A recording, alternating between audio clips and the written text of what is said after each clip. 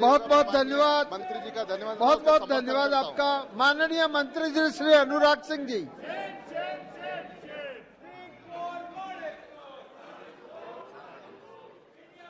माननीय अध्यक्ष जी, मैं सबसे पहले तो सभी माननीय सदस्यों का, मनोज जी से लेकर बाकी सभी माननीय सदस्यों का आभार प्रकट करता हूं, जिन्होंने अपने बहुत बहुमूल्य सुझाव भी दिए, बिल का समर्थन भी किया।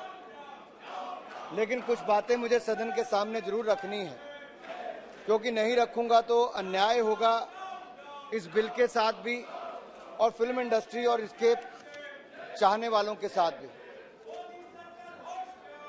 माननीय सभापति जी,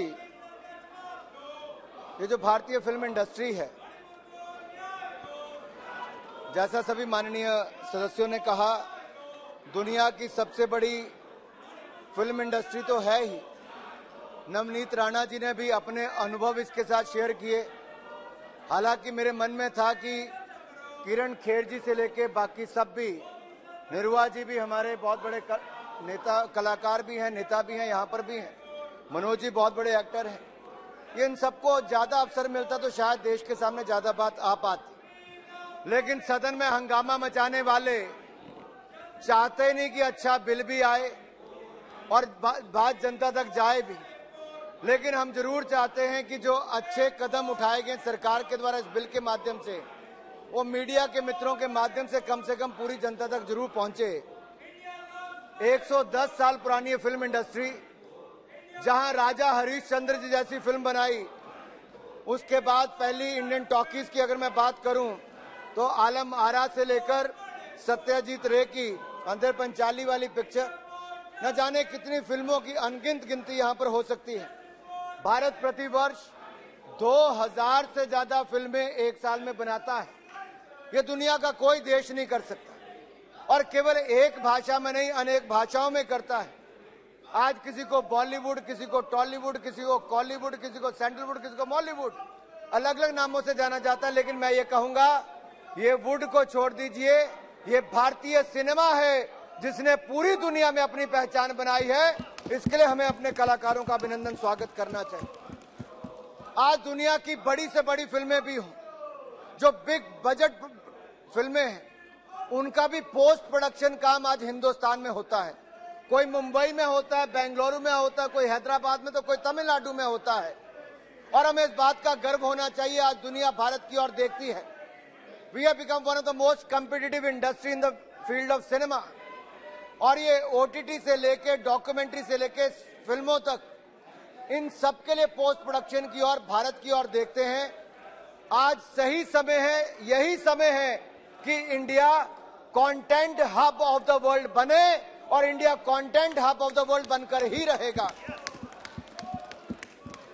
अगर मैं आपके सामने कहूं, द एलिफेंट विस्परर्स की बात करूं, आरआरआर की बात करूं, या फिर ऑल दैट ब्रीथ्स, इन सब ने ऑस्कर में इनका नाम आने से एक तरह से हिस्ट्री क्रिएट की है।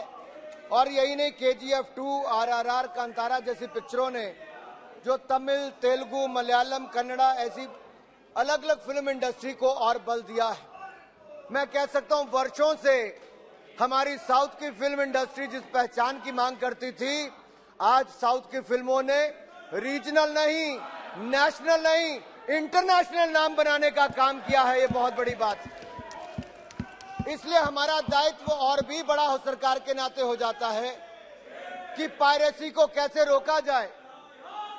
साउथ के कई शहरों में तो ऐसा है, माननीय स्पीकर महोदय, कि वहां पर तो लोग अगर 9 बजे का शो है तो सुबह 6 बजे आकर बैठ जाते हैं कि हमने पहला शो पहले दिन देखना है। अगर ये बिल ना आए तो उन जैसे लोगों के साथ अन्याय भी होगा। और जो लोग किरण जी, निरुआ जी, मनोज भाई जैसे या नवनीत जी जैसे कलाकारों की फिल्में बनाते हैं, ये उनके साथ भी अन्याय होगा कि उन्होंने पैसा तो लगाया, लेकिन पायरेसी से चुराकर किसी ने अंतर्राष्ट्रीय बाजार में स्थानीय दर पे बेच दिया, तो ना उनको उनके दाम पूरा वापस मिलता है, और उनका जो क्रिएटिविटी है उसको भी खत्म करने का काम किया जाता है। अब भारत में अगर देखा जाए, India is known as a country of storytellers, and if we are known as a story of country tellers, country of story tellers, तो उसमें इसके पीछे हमारी लेगेसी, हमारा कल्चर, हमारी डाइवर्सिटी, हमारा हेरिटेज, इन सब का एक बहुत बड़ा रोल है। और हमें गांव-गांव की बातें, अपने कल्चर से जुड़ी बातों को आज देश दुनिया के पहुंचाने का एक अवसर है। मैं एक उदाहरण आप सबके सामने रखना चाहूंगा। आज से 6-7 महीने पहले मैंने सेंट्रल एशिया के देशों के यूथ डेलीगेशन को होस्ट किया। तो शाम के समय जब उनको भोजन दिया माननीय सभापति जी, तो तुर्कमेनिस्तान, कजाकिस्तान, उज्बेकिस्तान, कजाकिस्तान, इनके युवा जो थे उनको हमने भारत के डांसेस दिखाए, भारत का कल्चर दिखाया। उन्होंने अनुरोध किया कि वो भी अपनी कुछ कल्चरल आइटम पेश करना चाहते हैं और हमने अनुमति दे दी। मुझे लगा शायद वो अपने देश का कुछ गाकर बताएंगे। जब वो मंच पर आए तो किसी ने कौन से जमाने का गाना गाया? मिथुन चक्रवर्ती की फिल्म जब आई थी उनमें से अधिकतर लोग पैदा भी नहीं हुए थे। तो पहला गाना गाया I am a disco dancer. वो किसने गाया? सेंट्रल एशिया के देश के लोग। दूसरा ग्रुप आया तो उसने क्या गाया? जिम्मी जिम्मी जिम्मी आजा आजा आजा। और ये कौन गा रहा? वो अपनी भाषा में गा रहे हैं, अपने इंस्ट्रूमेंट के साथ उसको बजा रहे थे। ये दिखाता है कि भारत के सॉफ्ट पावर की ताकत क्या है। और अगर इस देश से लेकर सेंट्रल एशिया, रशिया तक, रशिया में मैं फुटबॉल का वर्ल्ड कप देखने गया 2018 में, तो मेरा नाम जोकर की बात करते थे, राज कपूर जी की फिल्म की। तो सॉफ्ट पावर की ये ताकत है कि हम देश और दुनिया में अपना कल्चर, अपना सिनेमा, अपने कला की छाप छोड़ सकते हैं। और वो छाप छोड़ने का काम हमारे कलाकार करेंगे, पायरेसी रोकने का काम हम इस बिल के माध्यम से करेंगे। अब ये इंडस्ट्री जो है, ये इंडस्ट्री का बहुत बहुत धन्यवाद। नहीं सर, बिल के तो कुछ भी इंपॉर्टेंट इश्यूज रह गए। $100 बिलियन की इंडस्ट्री सर एंटरटेनमेंट की अगले 3 साल में हो जाएगी। 7.5 लाख करोड़, 8 लाख करोड़ की इंडस्ट्री जो लाखों लोगों को रोजगार दे सकती है। ये उनके भी हम हितों को देख रहे हैं। और इसके साथ साथ ये फीचर फिल्म्स हो, डॉक्यूमेंट्री, ओरिजिनल फिल्म हो, टीवी शोज हो, ऐसे बहुत सारे लोगों के हितों का ध्यान भी हम लोग रख रहे हैं। आज अगर देखा जाए तो इन सबके साथ साथ माननीय सभापति जी, जो सवाल यहाँ पर कुछ पूछे गए हैं, जो समर्थन के समय ये जो कहा गया कि क्या जो बाकी एक्ट हैं, कॉपीराइट एक्ट हो या आईटी एक्ट 66 हो, उसका क्या करेंगे? तो मैं उस पर भी थोड़ा क्लैरिफिकेशन यहाँ पे करना चाहता हूँ, क्योंकि इंडस्ट्री के लिए, मीडिया के लिए जानना बहुत आवश्यक है।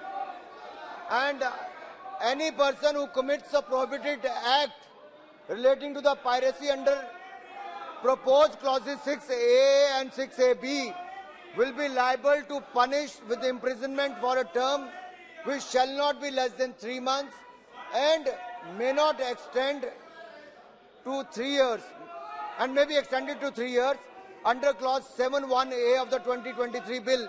तो 3 साल से कम नहीं और 3 साल तक उसको सजा हो सकती है, 3 लाख रुपए तक का फाइन हो सकता है और 5% उसको ऑडिटेड कॉस्ट प्रोडक्शन तक का भी फाइन हो सकता है। तो एक तरह से उसका ध्यान इसमें रखा गया है।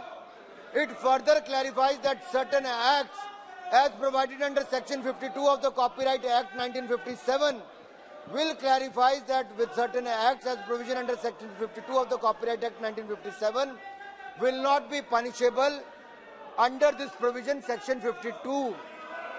लेकिन in addition to the penalty prescribed under the Cinematograph Act, a person can be prosecuted for piracy of films under the Copyright Act 1957 and the Information Technology Act 2000. The penalty of the offence under section 51 of the Copyright Act 1957 is set out under the section 67, which where a person infringing the copyright of the copyright holder of a film shall be punishable with imprisonment of a term which shall not be less than 6 months, but which may be extended to 3 years, and fine which shall not be less than 50,000 rupees may be extended up to 2 lakh rupees। इसी तरह से section 66 का information technology act में भी उसको 5 लाख रुपए तक की सजा हो सकती है। बहुत बहुत धन्यवाद मंत्री जी, दूसरी तरह से दिया जा सकता है। बहुत बहुत धन्यवाद। और इसके साथ साथ बहुत बहुत धन्यवाद। कंपनसेशन की बात भी कही है, साथ ही साथ माननीय उनके जो केवल 10 साल में उसको लाइसेंस खत्म हो जाता था, अब फिल्म वालों का लाइसेंस 10 साल में खत्म नहीं होगा, सारी उम्र के लिए उनको लाइसेंस भारत सरकार ने दे दिया है। कोई दफ्तर के चक्कर नहीं काटने पड़ेंगे, कोई दफ्तर के चक्कर नहीं काटने हैं, आपको आपके अधिकार दे दिए हैं। यही नहीं, जो एज क्राइटेरिया वो मैंने पहले स्पष्ट कर दिया है। और एज क्राइटेरिया के साथ साथ अगर मैं एक बात यहाँ पे और करना चाहता हूँ, ये जो चेंज ऑफ कैटेगरी है, अगर आपकी फिल्म ए कैटेगरी में, एच कैटेगरी में है और आप उसको टीवी पे दिखाना चाहते हो, तो जो क्लॉज सीबीएफसी आपको चेंज करने के लिए कहेगा, वो केबल टेलीविजन नेटवर्क के प्रोग्राम कोड के अनुसार अगर आप कर दोगे तो टेलीविजन पर भी आपको फिल्म दिखाने का पूरा अधिकार मिल जाएगा, आपको कोई नहीं रोकेगा। एक बहुत इंपॉर्टेंट जजमेंट है sir, KM. Shankarappa versus union of India. ये कर्नाटका हाई कोर्ट ने एक ऑर्डर दिया था जिसको अपहेल्ड सुप्रीम कोर्ट ने किया, तो हमने इसी को ध्यान में रखते हुए ये तय किया है कि किसी भी फिल्म की रिवीजन की पावर भारत सरकार के पास नहीं होगी। हमने उससे भी मुक्ति पाली है, ताकि जो सीबीएफसी ने सर्टिफिकेट दिया है वही फाइनल है, रिवीजन करनी है तो वही अपने एक अलग कमेटी बना के उसमें कर सकती, भारत सरकार उसमें कोई दखल नहीं देगा। ऑटोनोमस बॉडी सीबीएफसी है, वो वैसे ही बनी रहेगी। मंत्री जी बहुत बहुत धन्यवाद। मैं एक मिनट में समाप्त कर देता हूँ। तो जितने भी माननीय सदस्यों ने अपनी बात रखी है, आपके सभी बातों को हमने पूरी इंडस्ट्री के साथ चर्चा करके और स्टैंडिंग कमेटी में पूरी चर्चा करके एक ऐसा बिल बनाया है जो आजादी के 75वें साल में तो आया, फिल्म इंडस्ट्री के 110 साल पूरे होने के बाद आया, लेकिन अगले 100 साल तक, 200 साल तक पायरेसी से आपको बिल्कुल मुक्ति दिलाएगा। इस सब के लिए आपका बहुत बहुत धन्यवाद, सबका बहुत बहुत आभार। प्रश्न यह है कि विधेयक पर विचार किया जाए, जो सदस्य इसके पक्ष में है वो हाँ कहे, जो सदस्य विरोध में है वो ना कहे। मेरे विचार में निर्णय हाँ वालों के पक्ष में हुआ, हाँ वालों के पक्ष में हुआ। विधेयक पर विचार करने हेतु प्रस्ताव को स्वीकृत किया गया। अब सभा विधेयक पर खंडवार विचार करेगी। प्रश्न यह है कि खंड 2 से 10 विधेयक का अंग बने। जो सदस्य इसके पक्ष में है वो हाँ कहे, जो सदस्य इसके विरोध में है वो ना कहे। मेरे विचार में निर्णय हाँ वालों के पक्ष में हुआ, हाँ वालों के पक्ष में हुआ। खंड 2 से 10 विधेयक का अंग बना। प्रश्न है कि खंड 1 अधिनियम सूत्र और विधेयक का पूरा नाम विधेयक का अंग बने। जो सदस्य इसके पक्ष में है वो हाँ कहे, जो सदस्य इसके विरोध में है वो ना कहे। मेरे विचार में निर्णय हाँ वालों के पक्ष में हुआ, हाँ वालों के पक्ष में हुआ। खंड 1 अधिनियम सूत्र और विधेयक का पूरा नाम विधेयक का अंग बने। मंत्री जी अब प्रस्ताव करें कि विधेयक को पारित किया जाए। माननीय सभापति जी, मुझे बड़े भारी दिल के साथ कहना पड़ता है कि जब आपने कहा कि बिल को पास करें तो सबने ना कहा। क्या विपक्ष सिनेमा जगत के खिलाफ है? क्या ना करते हैं? बड़े भारी दिल के साथ कहना पड़ता है। आज ये समय आया था कि इसके साथ जुड़ सकते थे, लेकिन इस पे भी राजनीति की। लेकिन मैं फिर भी, क्योंकि आज इतिहास बनने जा रहा है फिल्म इंडस्ट्री के लिए, कंटेंट क्रिएटर्स के लिए, so I move that the bill be passed. प्रश्न है कि विधेयक को पारित किया जाए। जो सदस्य इसके पक्ष में है वो हाँ कहे, जो सदस्य विरोध में है वो ना कहे। मेरे विचार में निर्णय हाँ वालों के पक्ष में हुआ, हाँ वालों के पक्ष में हुआ। प्रस्ताव स्वीकृत हुआ और विधेयक पारित हुआ। सभा की कार्यवाही मंगलवार दिनांक 1 अगस्त 2023 को प्रातः 11 बजे तक के लिए स्थगित की जाती है।